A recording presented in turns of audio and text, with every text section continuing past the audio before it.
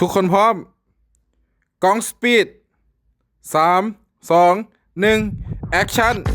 เจ้าสามารถเป็นผู้ประกาศข่าวใดหรือเป็นนักเขียนบทความที่มีคนถ่ายติดตาม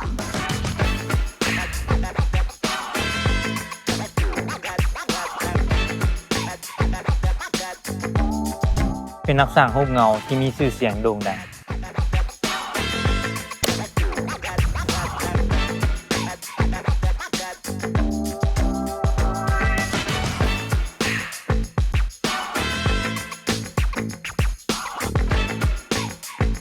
เป็นนักตัดต่อที่เป็นมืออาชีพ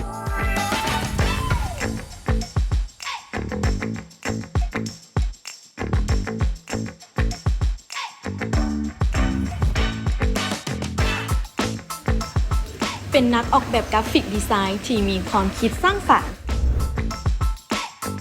เป็นพิธีกรที่ผู้เบิงบ่อยากละสายตา